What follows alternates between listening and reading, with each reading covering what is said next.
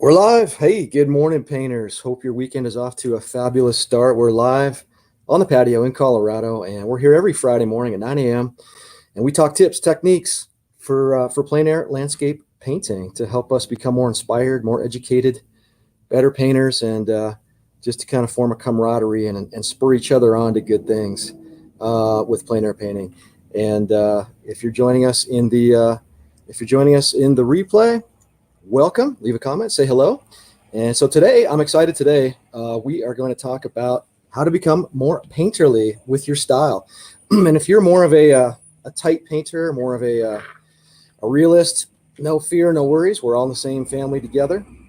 And got a big truck rolling in here if you hear some noise. But stay tuned. You'll still get some good tips and techniques about painting in general. And so we're going to talk about how to be more painterly. We've got this still life set up here. I'll check the lighting here in a minute, but the sun is in and out. It'll be fun, so stick with us. 30-minute show. We'll have a live Q&A at the end, and just try to really help each other out, okay? So we've got some mums. My wife has told me that it is mum season in the fall as we approach fall season, so she said you have to paint mums. So that's what I'm doing, and I'm excited because they're nice and bright and yellow and amazing. Hey, good morning, Bob. Good to see you. Thanks for joining us. Glad you're here. Dan, hey, good morning, buddy. Glad you are here. Thanks for joining us. And word has it through the grapevine, reliable information that Dan here, somewhat of a beginner plein air painter, has successfully sold some paintings recently out in the field. So congrats if that's true, Dan. Pretty cool. Excited about that. Hey, let me show you last week's painting real quick. We talked last week about structure lines, and we talked about the importance of drawing. And we drew some structure lines in. Structure lines are just top to bottom, basically through the painting. And I didn't get, here's a couple things that we can learn from. I think going against my own advice, my proportions were off just a little bit. I always try to bring things closer to you so you guys can see stuff. And I think the wine bottle's a little too big, the roses maybe a little too big, ran out of a little canvas there up top, as you can see. But all in all, went with a little abstract feel for the background. I don't know if you can see this. I think you can. But, okay, you can see it. Okay, thanks, Bob. I would have liked to have worked on the vase a little bit more and try to go through some tips and techniques for glass painting, which is real tough. But it dried on me pretty quickly. I painted after the show last week, and then I had to do some stuff. And then when I went to go back to it, it was almost dry. So I just pretty much called it a painting. But that was real fun. Love that. We'll just throw that over there. And grab your coffee or beverage of choice. We're going to get right into this. And again, if you're watching on replay, feel free to skip around and look at other videos or skip around this video.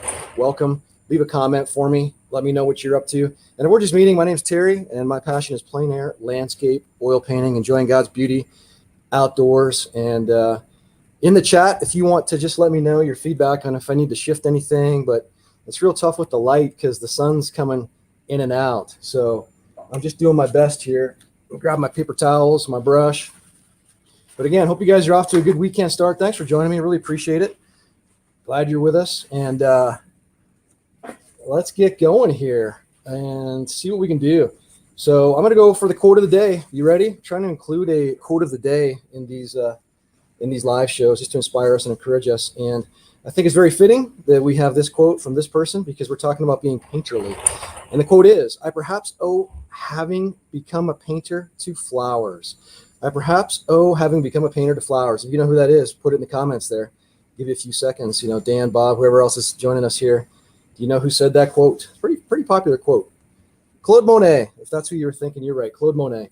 So we're talking about being painterly, and I can't really think of any more famous of a painterly painter, if you will, than Claude Monet. So real quick, as we get going here, this live stream is brought to you by my free private unlisted video. If you haven't seen it yet, the link's in the description. Everything you need to know about setup and supplies to get going as a plein air landscape oil painter. And then that gives you access to my newsletter in our community as well. So, all right, here we go with our tips. Why are we painting still life if I'm a plein air landscape oil painter? Well, because it helps us learn to draw and it helps us learn to see in a controlled environment. And, I actually prefer that you do this in your studio where the lighting and everything is constant. I do it outside here just because I'm on the patio here and I just like to be outside. But, studio painting, the Russian impressionists say that if you can if you can paint that apple there, you can paint a barn or a mountain. So that's why we do it. It's very, very good training for our techniques. And so let's get into this. I've pre-mixed up some colors so you didn't have to wait on me and I could just kind of fly through things. But let's just see how we do.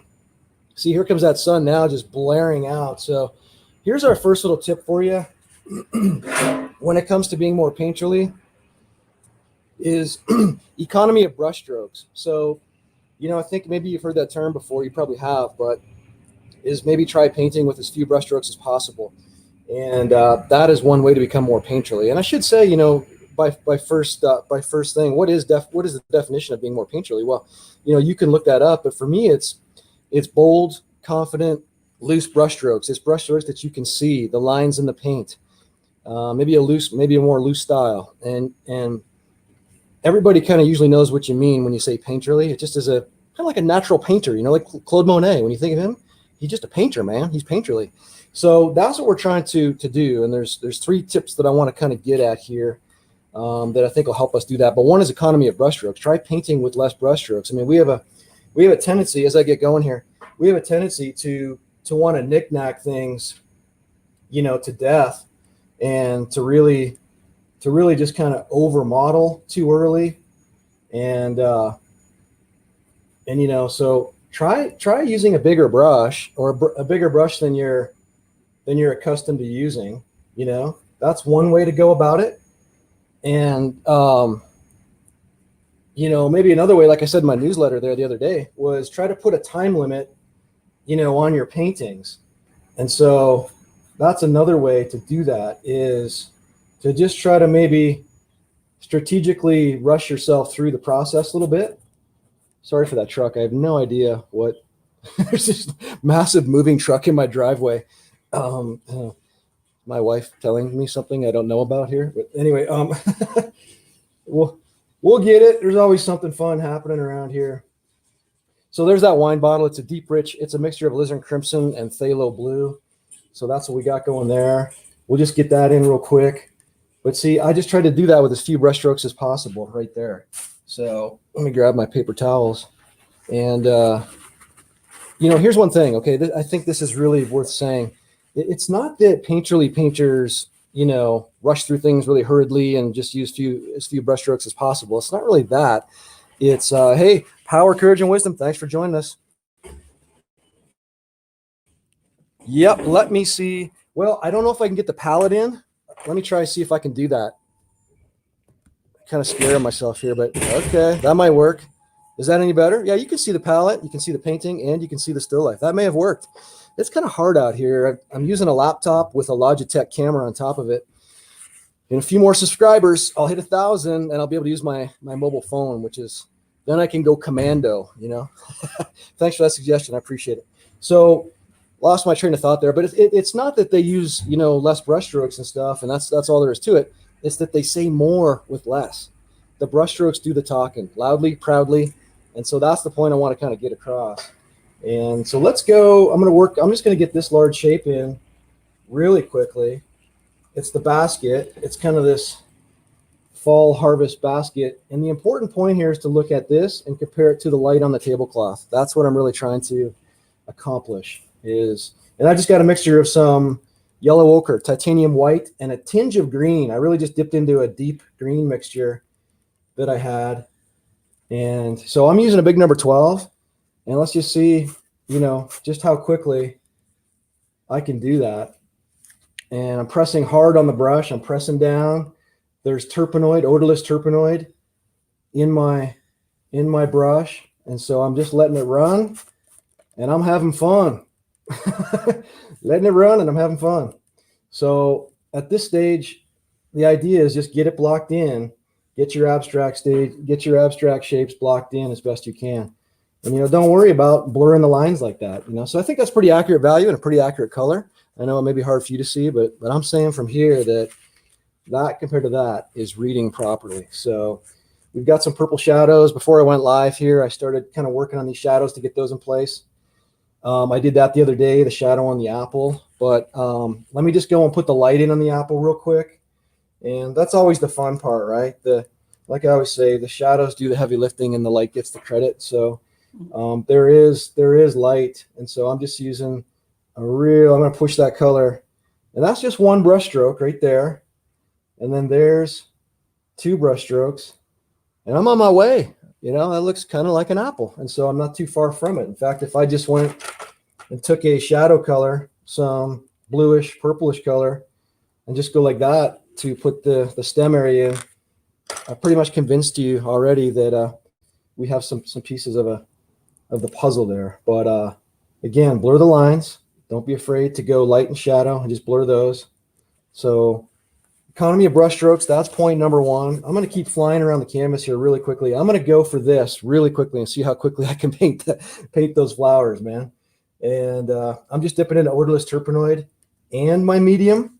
So incidentally, while I'm thinking of it, this is another way to be more painterly, is to load up on the medium, whether you use, Gal Kid, a liquid medium, or some sort of solvent. This is liquid impasto, and I switched to it because it's made by Winsor & Newton, $13. And, it's just the fumes and stuff of the old stuff. I used to use copal in the old days.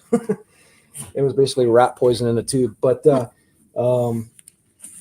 that's another way to be more painterly, because what that does is it shows the lines in your paint. It gives you that buttery texture, which I'm sure you're already aware of. But let me go after this. And it's basically, I'm just seeing it in 2 colors. Dark green, light green, belongs to the green family.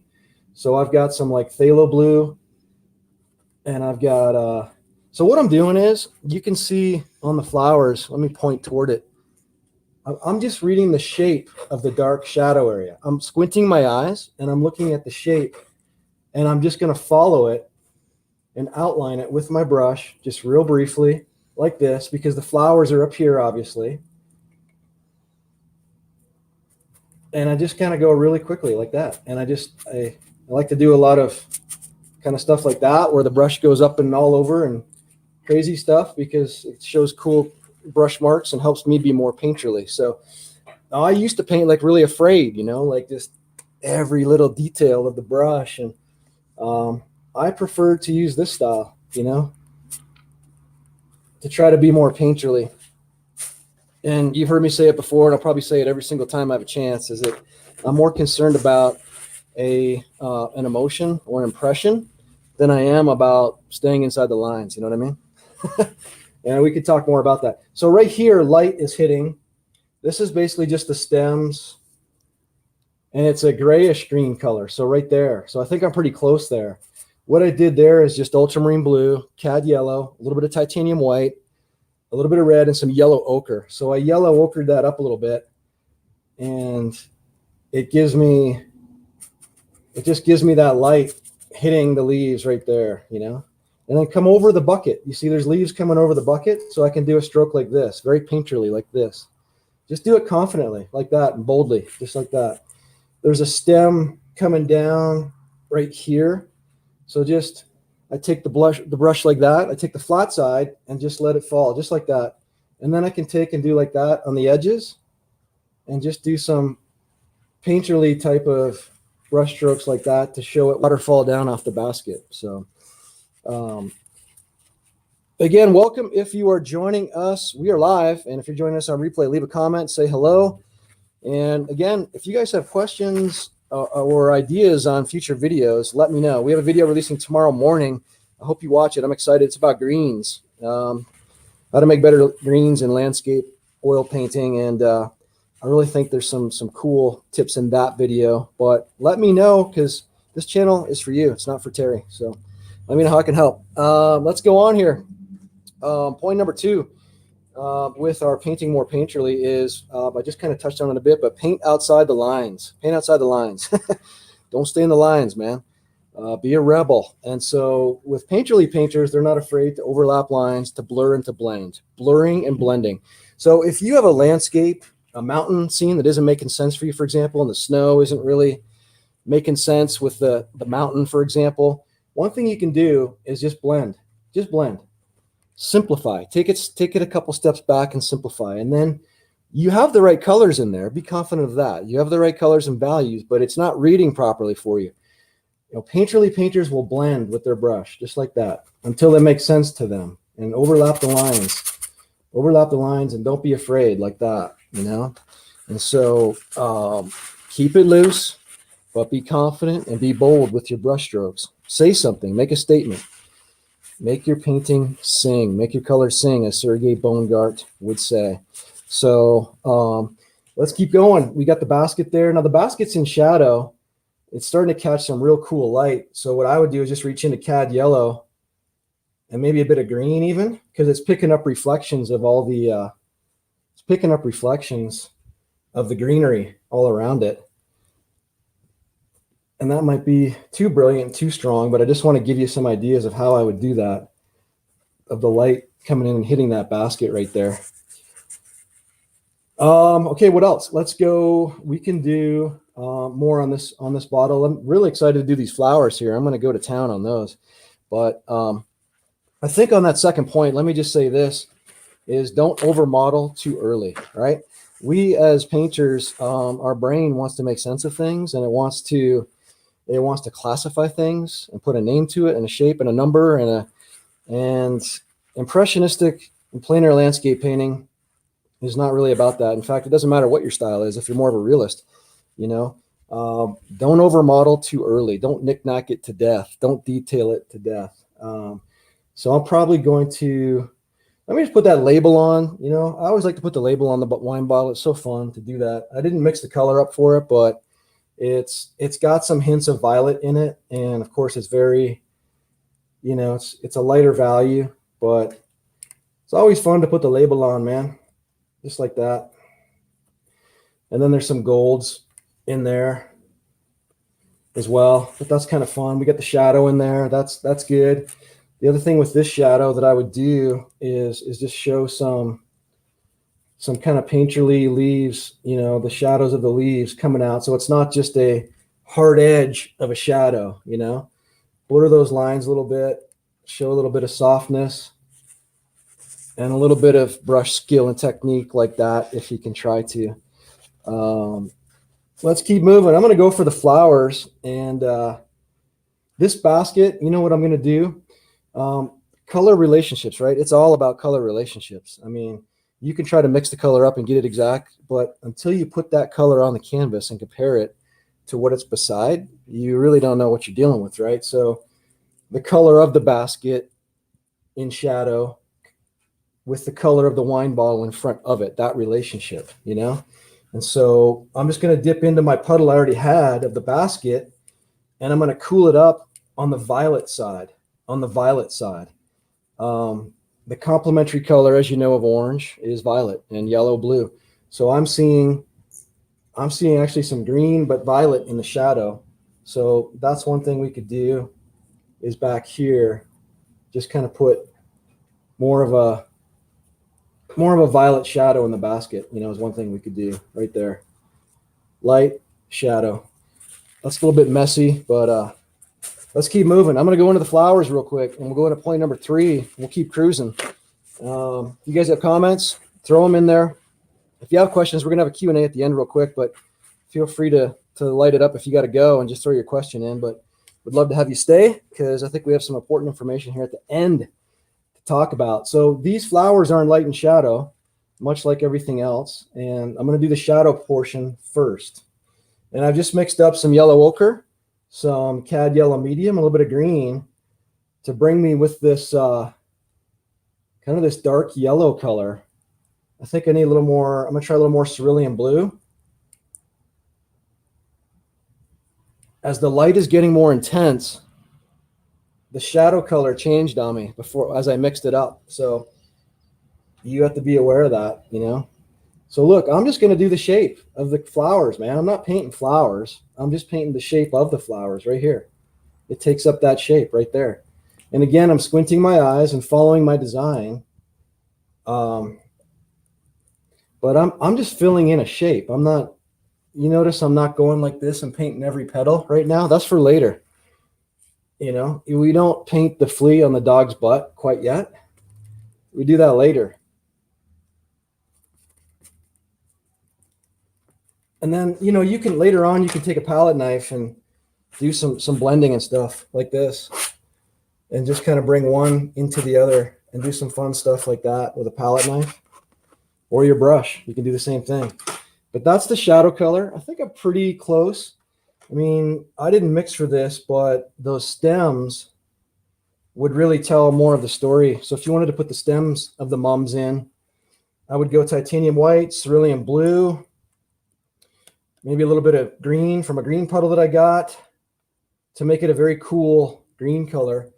And we can kind of denote some of these stems, you know, coming in like that. And I don't know if you can see that being as small as that is, but it's just a cool stem color right there. And we can do the same thing for this vine kind of falling down right there like that. But let's get into point number 3 as we talk about being more painterly. We could talk all day about this. We could do 5 videos about being more painterly, but we only have 30 minutes. So I'm really trying to give you ideas, you know? So, and you might be thinking, hey, Terry, I already know that. I already know about economy of brushstrokes. I already know about painting outside the lines. Heard it before, dude. Give me something new. Here's my question to you. Are you doing it though? Are you implementing it? Are your paintings looking more painterly if that's your goal? Like the violet you added to the basket. Yeah, it's hard to see that. And you know, the cool thing about that basket, Dan, is there's reflected light. So we talk about elements of light, and I want to do a whole show on this one time, but there's like about 7 elements of light. We have light, shadow, cast shadow. We have the halftone, you know, whether you're painting a barn or an apple, all of that is there. And then we have that basket is picking up a ton of reflected light from the from the bottle. It's not a wine bottle, it's sparkling. And then the apple, and then all the greenery. So what we could do is just like go into some titanium white, some cerulean blue, and a little, if you carry it, phthalo green. I only carry it in the summer, really. And then what you can do is show some reflected light back in that basket as well, like right here. That's nice. That's a nice color. I like that. It's almost too powerful, but maybe you can see some of that, you know, right there. We could kind of pick that up in the basket just to show some interest. And then there's some cool shadows coming in on the basket, but they're not as dark as the green shadows there. So I would just go into maybe some cobalt blue and then do the complementary to gray it down or tone it down. You take orange, right? When you have violet or blue and you want it to go gray, you take orange. You already know that. And then right here, there's some cool shadows under the, you know, on the basket from the leaves and the way the sun is. So then you have this interest of like light, shadow. And this totally needs to be worked over better. It's just hard for me to paint and talk, but I'm just trying to give you ideas as to how you could do that. You know, go back and forth with light and shadow with painterly loose brush strokes. But point number 3, I think, is important here. Let's get on to it. As I put in the light on these mums, is that, you know, is brushwork. You know, brushwork is like crucial to being painterly, right? It's all about, like I said, it's all about the bold brushwork. And what I want to say is this, okay? So if you guys are probably far enough along that you know this, but some beginners may not know this, that, you know, the brush strokes aren't dictated by what you're painting, right? So if I'm painting grass, I don't make brush strokes like that, right? And if I'm painting a tree, I don't do the Bob Ross. I love Bob Ross. You guys know that. He's my hero. But let's be honest, when I think of painterly fine art painters, that's not who I, you know, so the let's get her back on the tracks here, people. I don't want to defame Bob Ross. I love him. But you know, you don't paint like that when you're painterly. You, like when I filled in these flowers, I wasn't painting a round shape. I just painted the shape. So I need you to know that as a beginner, that you know, the object, you know, the brushwork isn't dictated by what you're painting. It never is, you know. So let's get some light on those mums, man. Let's do it. This is why we came.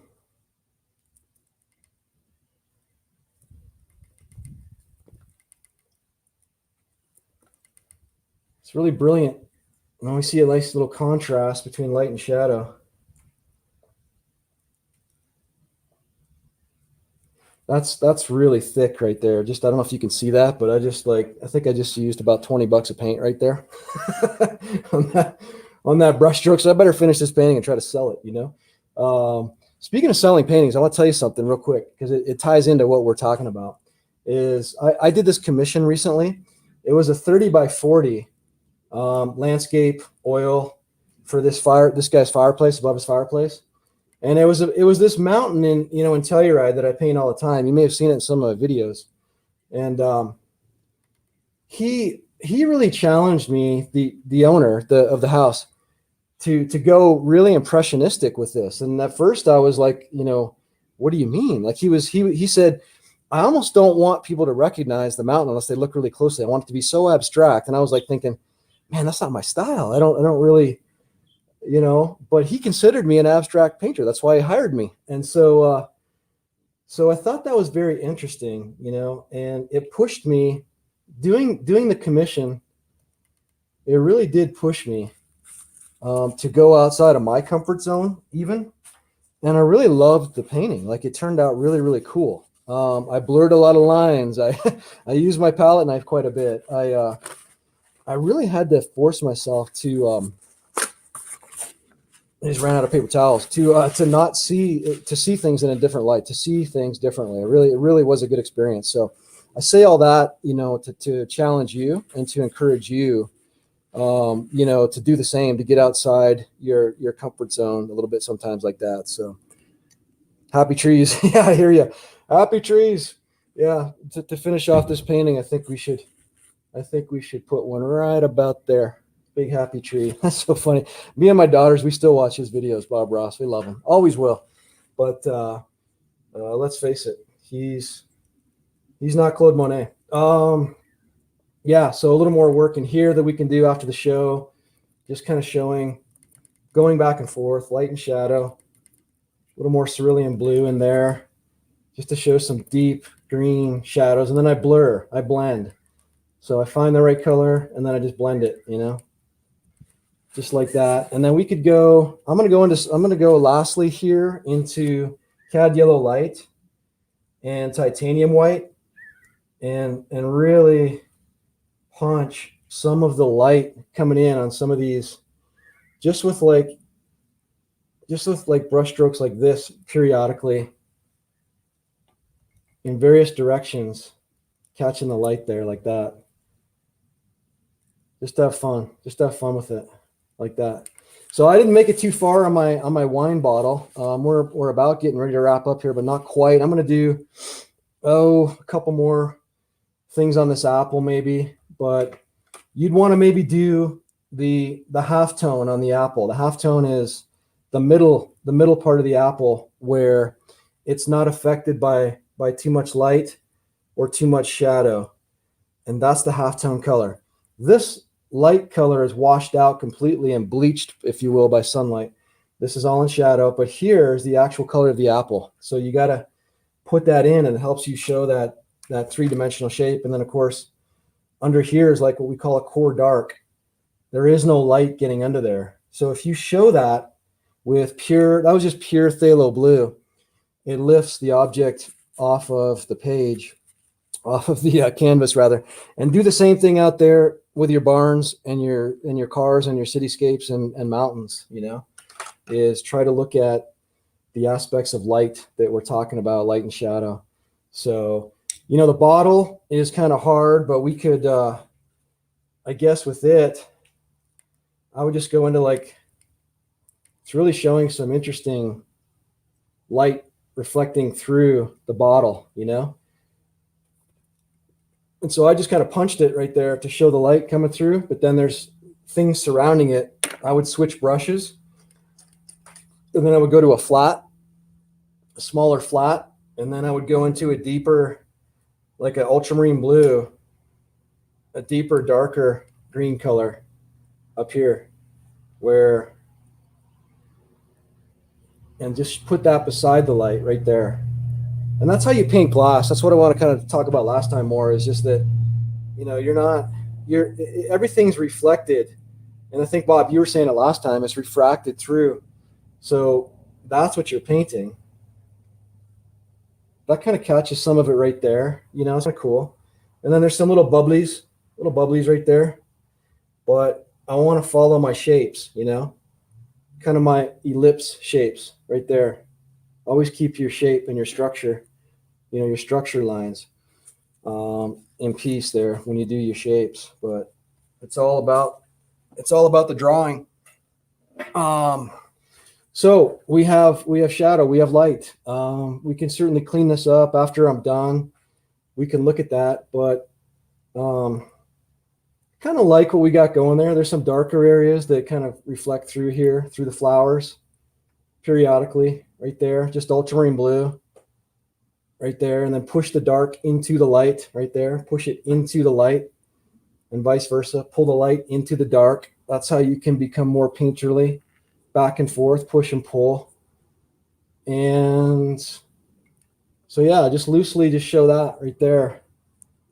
And that's a good way to go as well. I didn't do anything with the background. I will when we're done, but the background can really set things off.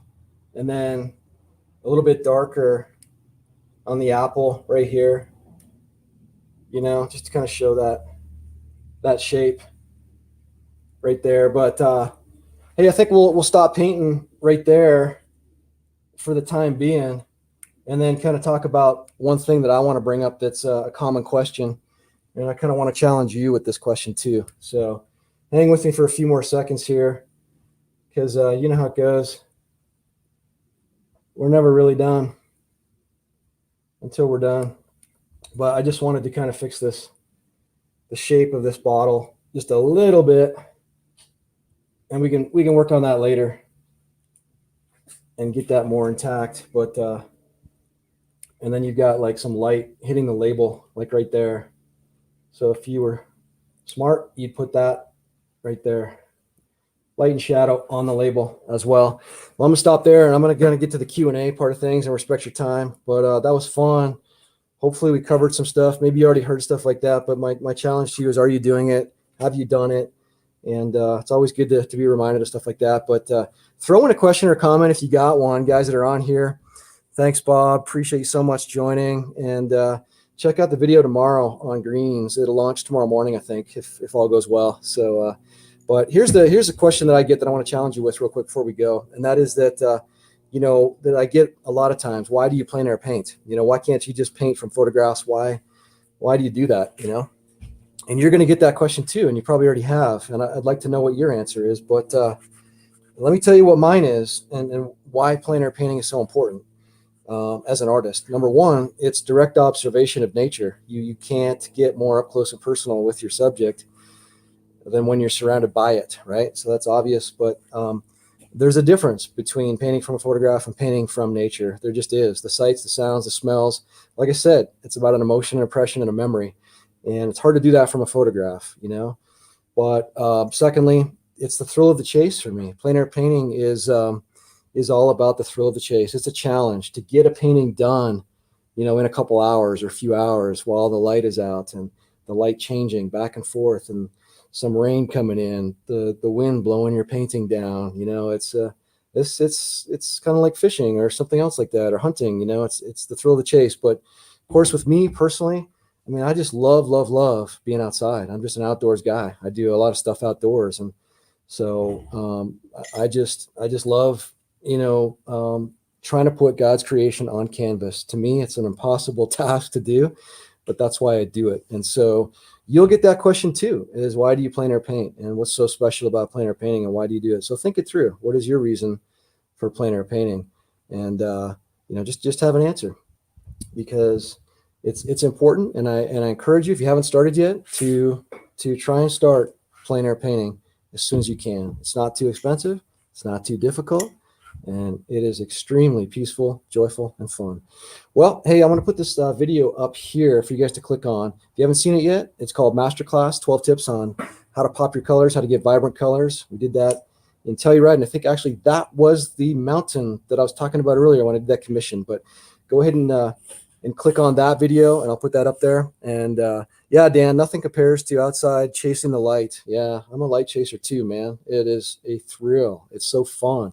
And it's so rewarding, isn't it? I mean, even if you don't make a masterpiece, just to be able to catch a glimpse of a masterpiece, to get one stroke right, or to get something that just really encourages you to keep going. That's what it's all about. So click on that video, 12 tips masterclass. Appreciate you guys watching, and God bless you. Hope you have a good weekend. Stay safe, and keep painting. All right, man. Take care. See ya.